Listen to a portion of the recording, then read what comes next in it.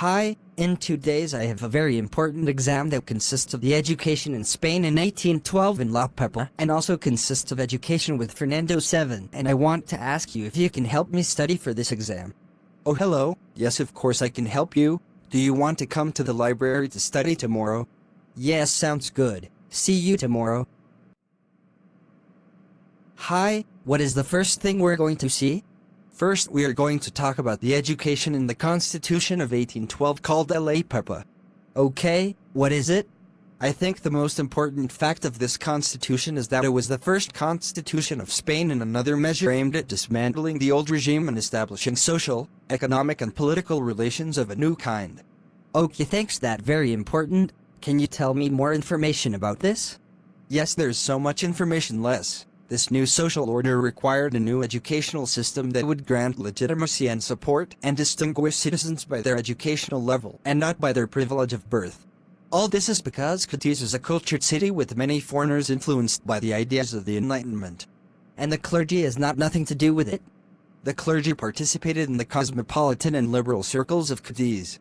It was educated, cultured and well-trained, and also permissive of French books and liberal ideas.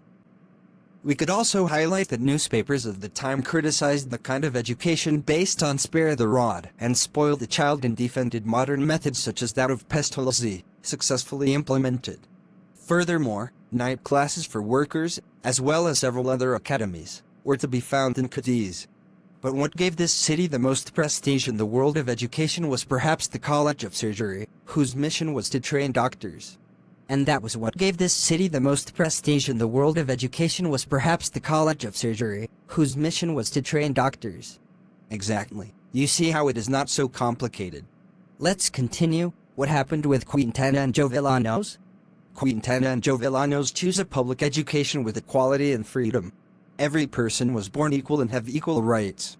And national educational systems arise in Europe. National educational systems arise in Europe in the early 19th century after the French Revolution.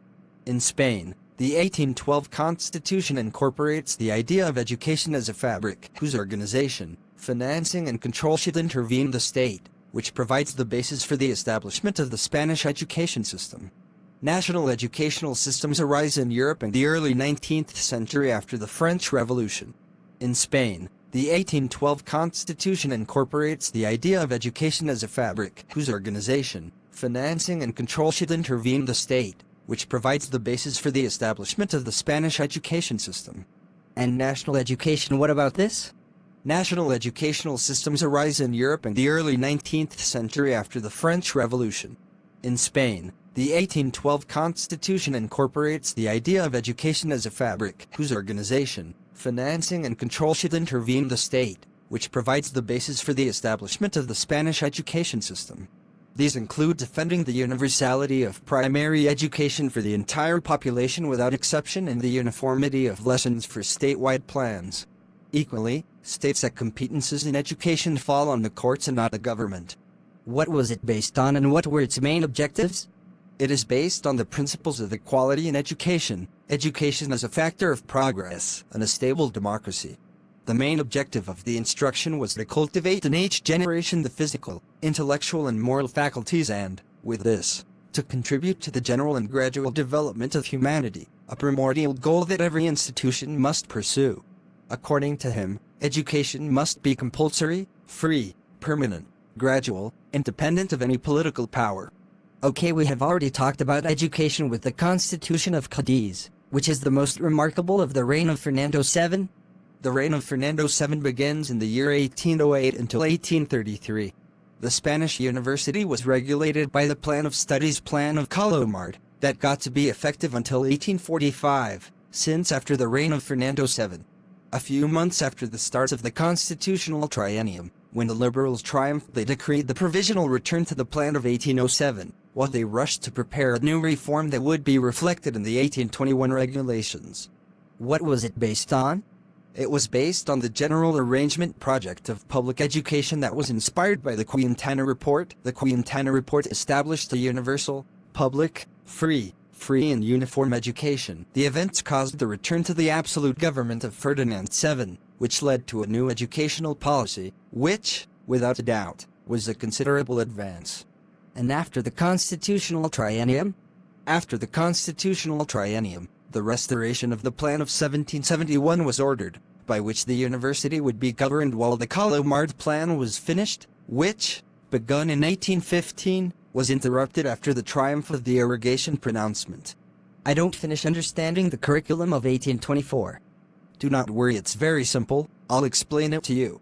The plan of studies of 1824 marked a remarkable progress in the Spanish university, solving the difficult role of the transition of the educational policy from the old to the new regime. Transformed the government of the university, strengthening the figure of the rector, while limiting the cloister, which was an important step in the process of centralization. The most important thing I have already explained to you. Do you want me to tell you some details about the teaching staff and the students? Okay, I see it as a very interesting topic. Okay, for example, the teachers were different types of teachers and their access to teaching. The Calomard plan establishes 3 classes of teachers. 1. The owners. 2. The substitutes, the current interns that occupied the vacant chairs. 3. Those that replaced the previous ones, which were also called substitutes. Okay, and what you can teach me about the students? The General Regulation of Public Instruction of 1821 says nothing about the students. The 1824 plan regulates both their selection to enter the university and their scientific and human preparation throughout their stay in it. I would say that with everything I have told you I should help you. I hope you get the exam very well.